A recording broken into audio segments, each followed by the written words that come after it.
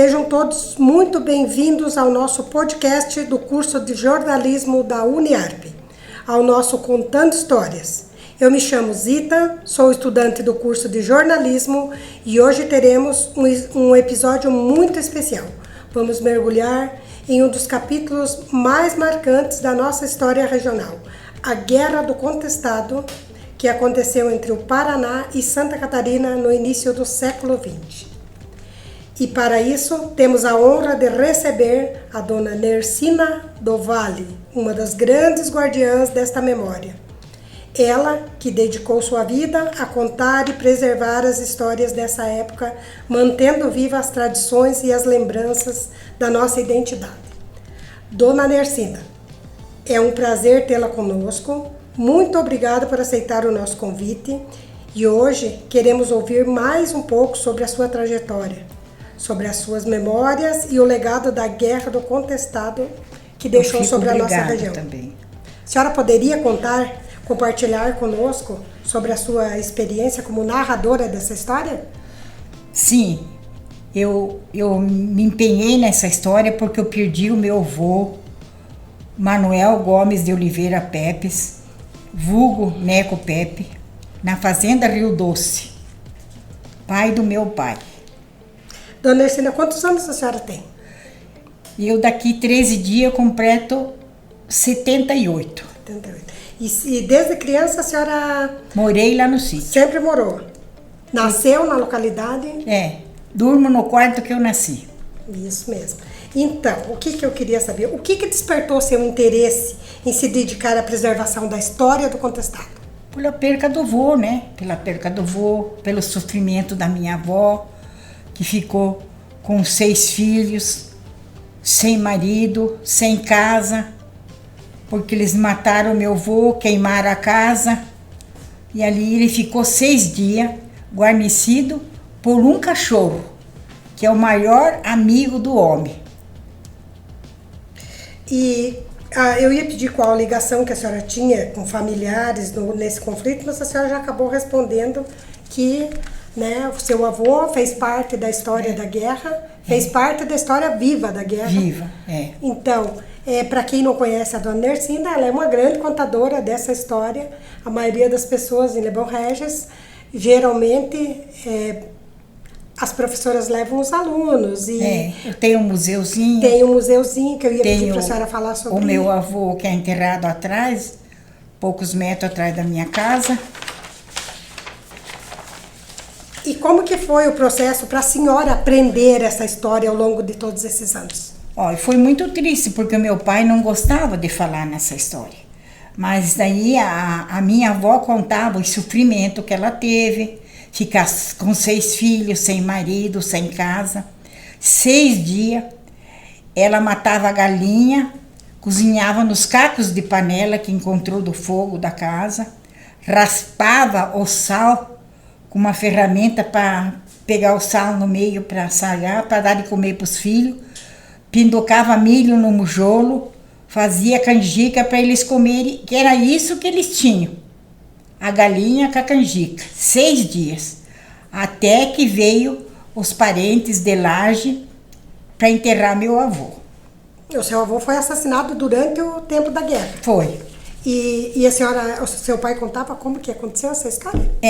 Daí o meu avô, eles fizeram o buraco, puseram um couro de boi, colocaram o corpo dele, outro couro de boi, foi coberto com terra, porque ele tinha um pinhalão imenso no terreno, mas não podia tirar uma tauba, os jagunços estavam ao redor. Durante o período da guerra? O período da guerra.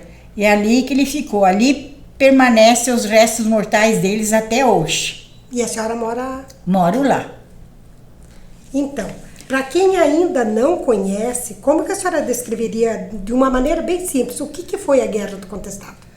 Foi uma disputa de terra entre Paraná com Santa Catarina, que eu achei que até foi muito triste, Zita, porque foi desapropriado. As pessoas humildes que moravam na beira do rio perderam tudo para vir a estrada de ferro. Daí essas pessoas que foi desapropriada, é que saíram roubando e matando, sabe? E se transformaram em jagunços. Se transformaram em jagunços. A senhora acha que todas as pessoas sabem dessa história? Acho que não. Não, poucas pessoas. E o meu avô lá em Lebon Regis, se vê aqui, caçador com Lebon Regis, tem muita diferença, né? Aham. E onde que foi o início dessa guerra? Começou aqui em Caçador, né? Começou Pela aqui. estrada de ferro, foi percorrendo a região? É. Então, e na sua visão, na sua opinião, por que a Guerra do Contestado é importante para a nossa história aqui? É, porque foi uma coisa muito sofrida na época, né? E agora, graças a Deus, as pessoas têm luz, têm água em casa. Naquela época não tinham nada, né? Era muito sofrido. Por sinal, a minha avó não era aposentada, naquela época não tinha que se sobreviver do que ela produzisse. Criar uma galinha, vender ovos, aparava um paia de milho, trazia aqui em Caçador para vender, porque era o meio de sobreviver. A sua avó, no caso, ela ficou um tempo. órfã durante a guerra, porque o marido foi assassinado com os filhos. Criou 6 filhos. Sebastiana, Miguel, Sofia, Letícia, Venceslau e Maria José. E o seu pai era qual deles? O segundo, Miguel. Miguel. Com 10 anos. Na época, então, ele não gostava de contar a história porque não, ele viveu. Depois, ali naquela época que foi feito o enterro dele, a minha avó foi levada para Laje com as crianças, que daí a minha avó ficou 6 meses em Laje para o meu pai estudar, as outras meninas estudarem, para depois voltar para lá. Meu pai tirou o 4º ano com 6 meses, com o pai do Evaldo Amaral, que era professor. E a senhora acha que esse conflito afetou a vida de todos que viviam nessa região? Como a senhora falou, a estrada de ferro passou, acabou desapropriando as famílias que estavam presentes na região ali para construir a estrada.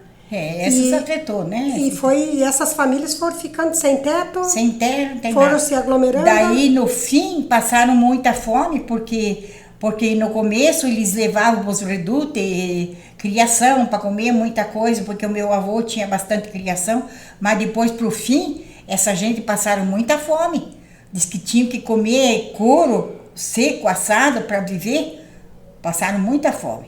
Então, pra gente que estudou a história do contestado, antes de estudar a história, a gente tinha uma visão, né, bem diferente. Aí, quando a gente vem para a universidade, a gente entende um pouco a história. Foi aonde eu aprendi a gostar da história do contestado, porque até então a gente não tinha muito acesso a isso. Se a senhora fosse comparar entre as pessoas que perderam as casas e, né, os sertanejos ali que estavam ali no lugarzinho deles, quietinho, assossegado, e aí perderam as terras para passagem da estrada de ferro, e a sua avó lá que se tornou órfã lá através quando perdeu o marido, que foi muito triste. Foi triste para ambas as partes. Foi triste para ambas. O seu pai, seu avô, no caso, era um fazendeiro. Era um fazendeiro. Da região ali. E ele era guarnecido pela polícia. Ele tinha 50 soldados que permaneciam na fazenda cuidando dele. 50 soldados.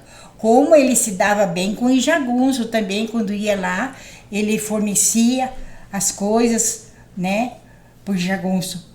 Mas esses soldados, quando permaneceram que a turma de jagunço era maior, eles fugiram, que era naquela época era caminho de tropa, era tudo de a cavalo. Então eles fugiram, ficou tudo as montarias dos cavalos, que até hoje tem os ferros lá, que alguém pergunta o que é isso.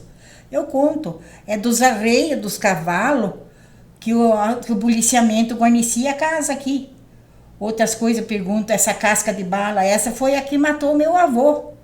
É a casca de bala de fuzil, que eu tenho lá no meu museuzinho, né? E o que a senhora acha que aconteceu para que eles assassinassem o seu avô? Pois olha, foi uma triste maldade, porque até foi um afilhado dele. Adeodato era afilhado do meu avô. Que era o famoso da história. Que foi o que deu o primeiro tiro no meu avô. E daí a Deodato mandou a minha avó Rita com todos os filhos dela ficaram em fila para tomar o mesmo tiro. Naquilo chegou o pai do Adeodato, Manuel Telemo, não deixou atirar a minha avó. E disse, você foi errado de matar teu padrinho. Não é isso, você aprendeu aqui no sítio a tocar gado, aprendeu tanta coisa. Por que fazer isso? Mas na época ele já não estava morando mais ali. Ele já tinha saído para outros lugares, né? Então, os motivos a gente acabou perguntando. Os principais motivos sobre a guerra, que causaram a guerra, então, no caso, nosso entendimento seria a passagem da estrada de ferro. Que foi o principal motivo que causou. Foi esse o principal motivo que atacou. Mas a senhora acha que tem algum personagem da guerra que não recebeu o reconhecimento? João Maria. Que foi João o profeta? Maria era o profeta que ajudou muito o povo, dando fé, ensinando, dando força. As curadeiras que atendiam as crianças foram pessoas muito importantes na época. Que deram auxílio a esses... Inclusive, eu tenho no terreno da minha irmã um cemitériozinho aonde João Maria pousou lá. Que daí tem uma água boa que vem na minha casa. Lá da onde ele pousou. Da pousada de João Maria. E eu ia lhe perguntar exatamente isso. Qual foi o papel das lideranças religiosas, especialmente da figura do monge João Maria, na mobilização desse povo? Então, ele foi uma espécie de líder? Foi. Ele ajudou muito o povo. Que ajudou na questão da fé e ajudou também na questão deles se manterem na sobrevivência. Na sobrevivência. Porque quando a gente lê lá, a gente vê a história das meninas lá, da Chica Pelega, que fazia o papel como se fosse uma... Como que a gente poderia falar? Ela era uma assistente social, no caso, que assistia as pessoas. Então, mais ou menos pela a situação do monge. Do monge. O monge foi a pessoa especial, né? Exatamente. E sobre a preservação histórica dessa história, como que a senhora avalia a memória da guerra hoje em dia? Pois eu acho assim que as pessoas aqui em Santa Catarina, nos lugares que atacou, eles preservam, mas no Brasil não. Pouco se sabe. Pouco se sabe disso. Porque durante o conflito da Guerra do Contestado, a gente sabe que houve outros conflitos durante esse tempo. Até quando a gente vai saber a história dos museus, o pessoal que está ali para contar, quando a gente levava os alunos do museu para contar sobre a história do Contestado, eu, na minha opinião, acho que é muito pouco difundido. Que, como sendo a nossa história, deveria ser contado mais. Né? No caso... Se vê, Zita, o cachorro do meu avô ficou 6 dias cuidando do corpo dele, 6 dias e noite. Naquela época não tinha meios de comunicação, que nem hoje tem. Foi um senhor a cavalo, a Lages, levou 3 dias para ir, 3 dias para voltar, para trazer os parentes do meu avô, para fazer o buraco, enterrar, porque o mais velho que tinha na casa era o meu pai, com 10 anos. O seu avô não era da localidade ali? O meu avô era... Não, o bisavô que foi... O bisavô não estava ali, não. Porque o meu avô veio da Lapa em 1893. Ele veio morar ali. Iniciou a família? Que veio, ele casou, ele era viúvo, casou com a minha avó Rita Francisca do Vale e veio morar ali, mas era tudo caminho de tropa. Aí ele mandou fazer uma casa muito linda, de cedro em buia, que tem marcado nos livros lá em casa, que foi a casa que os jagunços queimaram. Uma casa muito lúcida, um alemão de Blumenau que construiu essa casa para o meu avô. Então a minha casa, que o meu pai construiu, está no lugar dessa, que eu tenho até hoje, que está com 76 anos. Não, tá mais 86 anos, que eu já nasci nessa casa. Então, para quem não conhece a região e não tem contato com a senhora ainda conta a história quando as pessoas querem lhe visitar? Vem lá me visitar, alunos, tanto de curitibanos como daqui de Caçador, tudo. De Le Bon Regis eu conto, vem pessoa pesquisar, pedem para mim, eu mostro tudo. Inclusive, né, eles veem aqueles ferros das cabeças dos reis, das montarias, não sabe o que é, eu conto.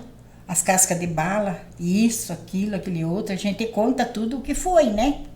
Para quem ainda não conhece a história da Dona Nercina, ela tem um museu na casa. Que tem as coisas que antigas. Tem, e é muito interessante. Eu já conheço essa história, então, e uma das coisas que eu sempre tive vontade de fazer, escrever uma história com a Dona Nercina, ela conta a história com uma perfeição. Acho que na última visita que eu fiz para a senhora foi em 2014, se eu não me engano. Foi. Que eu levei um ônibus de alunos. Foi. E depois eles... Lembro que era a época de Olimpíada de Língua Portuguesa e eles escreveram um livro sobre as histórias. Era exatamente o dia que fazia 100 anos que o seu avô havia sido assassinado. Mês de junho, 10 de junho, que meu avô faleceu. 10 de junho, né? Isso aí. E acho que foi nesse dia que nós lhe visitamos, porque eu foi. Lembro... Muito frio, geada grande. Inclusive assei pinhão na chapa, mesmo. servimos um café. Recebeu gente com café. Recolhemos todos dentro de casa porque estava muito frio para ficar fora, né? Isso aí. Eles saíram tão encantados com aquela contação de histórias que eles produziram um livro com os textos na época. Não, ficou bem marcado. E, então, quem quiser... lhe visitar, a senhora ainda tem disponibilidade? Tenho. Que Deus me ajude, que eu tenho saúde, né? E vai ter, sim, com toda certeza. E na sua opinião, Dona Nercinda, o que é importante fazer para que essa história não seja esquecida? Pois tem que contar para os jovens mais novos que naquela época foi muito difícil, né, Zita? Não tinha luz, não tinha isso, não tinha aquilo. Você vê para ir comunicar um parente lá em Lages, levar 3 dias para voltar. Você veja hoje em dia, tem as comunicações bem mais fáceis, né? E o jovem deve ver como o povo antigo sofria e agora é muito melhor, né? Tudo é mais fácil, a tecnologia... A senhora, matava, por exemplo, uma vaca, tinha que fazer charque, matava um porco, tinha que fritar e pôr na banha porque não tinha luz. Isso tudo a minha avó fazia no sítio, tudo fazia. E naquela época ela sofreu porque não tinha aposentadoria, ela era uma senhora que teve que sobreviver com seus 6 filhos. Depois, Ita, quando meu pai completou 16 anos, ele foi trabalhar de ajudante do meu avô como tropeiro. Do meu tio Osório do Vale, que era irmão da avó Rita. Daí ele ganhava R$1.000 por mês, que esse dinheiro ele trazia para pagar os impostos do terreno, que a minha avó não tinha condições, né? Que o meu avô, eu tenho as fotos lá em casa, até cedi para o meu sobrinho, Osmar Antônio do Vale Ranzolin, que ele está fazendo um livro, que ele sobre o tropeiro, né? Que naquela época foi o que ele fez. Então daí o meu avô, meu pai, aliás, levava mula de São Paulo para Rio Grande do Sul. Daí ele recebia R$1.000 por mês. Naquela época era a época do R$1.000. Até o terreno que o meu avô comprou ali, ele comprou por 36 mil contos de réis, que era grande o terreno. Então, e o senhor, para quem não teve a oportunidade de conhecer ainda, a gente visita a Dona Nercinda, o túmulo do avô é do ladinho da casa. Né? Restaurado, era bem reservado. simples, daí eu mandei colocar azulejo, arrumar para ficar mais fácil para limpar, né? Quantos filhos a senhora tem? Eu tenho 4 filhos. 4, quantos netos? Munir aqui presente, que trouxe a Dona Eu tenho 7 netos homens e 2 netas mulheres. A senhora está preparando alguém da família para contar essa história? Esse aqui que me deu o primeiro bisneto, que já está quase com 10 anos, né, Munir? É o Nicolas. E tenho mais 2 bisnetas.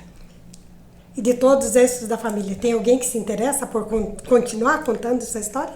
Pois olha, Tá Agora, difícil? no momento, tá difícil, né? Eu acho que eu vou continuar contando, mas a gente não é eterno, né, minha filha? Então tem que deixar bastante registro. Tem. E vamos começar a pegar no pé dos netos para que alguém continue contando a história. Porque a história não pode morrer, tem que sempre, né? Alguém vai ter que contar essa história. Daí, Zita, veio um professor de Florianópolis e queria botar o nome de uma rua em Le Bon Regis, do jagunço, do Adeodato. Aí eu levantei e pedi que não, porque Adeodato foi o que matou meu avô. Aí ele concordou comigo. A gente, agora quando houve os 100 anos de história, então foi bem difundido, fizeram várias visitas ali em São Sebastião, que foi um dos redutos finais e tudo mais. Eu sei que o pessoal agora, acho que o mês que vem, se não me engano, semana de 20, tem aquela história de contestado que eles reencenam, começam ali no Tipó Grande, e eu quero dar continuidade para a história das meninas ali do Chica Pelegas. Queria começar com a senhora e depois continuar essa história para a gente futuramente preservar essa questão. O Carlos Nedir, que ele acompanha esse negócio do contestado, que ele é presidente, né? Então ele me disse, ele me convidou aquele dia, mas não estava muito bem, não fui. Que teve a missa, que teve os cavaleiros que vieram do São Sebastião, tudo, né? E vai continuar a ter a apresentação, né? Eu recebi um convite, eu acho que foi ontem, sobre essa história, sobre que eles vão dar continuidade ali tem um festejo agora, que geralmente eles fazem almoço e caminhada, e alguma coisa assim. A senhora participa disso ou não? Às vezes sim, às vezes não. Quando eu não estou bem de saúde, eu não vou daí, Zita. Então, continuando o nosso papo aqui, a senhora acha que a Guerra do Contestado é bem estudada e reconhecida pelo Brasil? Não. Não? Pelo Brasil, não. Muito pouco? Muito pouco, muito pouco. Pelos... aonde passou a guerra só. Mas no Brasil, não. Na nossa região aqui, por exemplo? Na nossa região. E a senhora conhece outra pessoa, assim, que além da senhora, que conte essa história? Ali, não. Não, né? Na nossa região, dificilmente. Não. E assim, o que a senhora me diz? Que lições nós podemos tirar dessa história? Pois é um exemplo de vida, né? É um exemplo de vida, de sofrimento, né, Zita?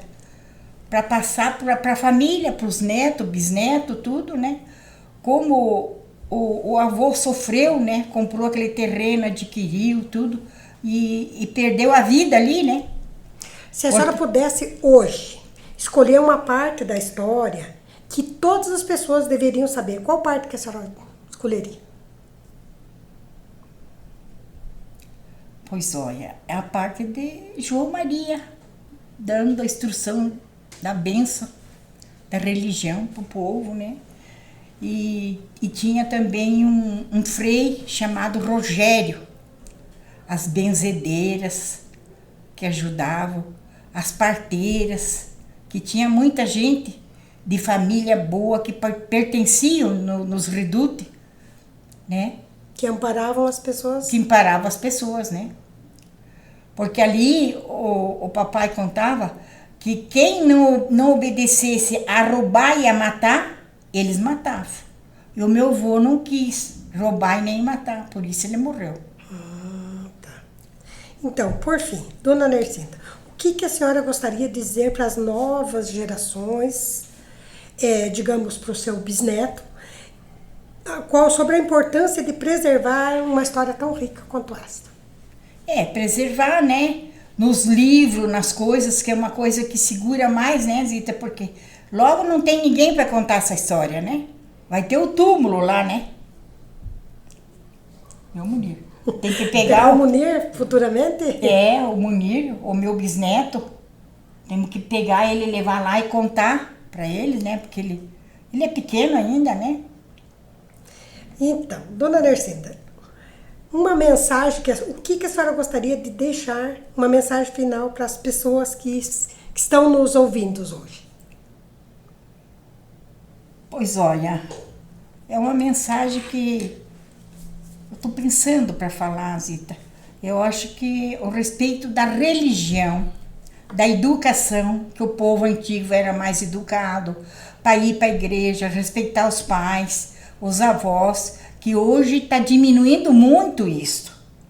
Então, eu acho que isso é um exemplo que eu peço para as famílias ajudarem os filhos, neto, bisneto, tudo. Preservar essa educação, a religião, porque o meu avô, quando veio para cá, em 1893, em 94, ele se reuniu com mais 3 amigos, tirou madeira, puxou a carretão de boi, doou a Santo Antônio e fizeram no lugar da igreja hoje uma capela a Santo Antônio. A primeira capela católica de Lebon Régio foi doada pelo meu avô e por 3 amigos. Então, da minha parte, eu quero dizer para a senhora que foi um prazer muito grande ter a senhora aqui contando o mínimo dessa história, porque quando a gente visita a senhora, a gente vê que a história é bem mais rica. E eu quero lhe agradecer. Obrigado do convite. Do fundo do meu coração. Também, gostei muito. Foi um prazer muito grande. Eu quero agradecer ao Munir, que trouxe a dona Ercinda até aqui para a gente poder gravar a história. E fico à disposição se a senhora precisar de mim para alguma coisa e dizer o meu muito obrigado em nome das pessoas que vão ter o prazer de ouvir uma parte mínima dessa história. E se a senhora quiser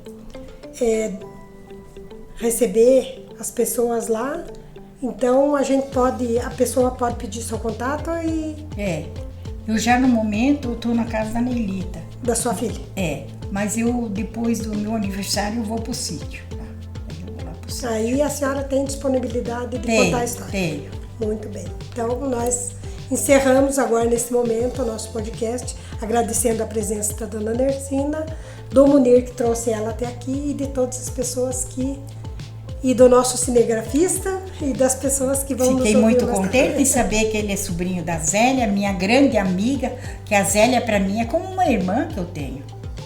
Então encerramos aqui o nosso podcast. Muito boa tarde a todos e tchau. Boa tarde, tchau.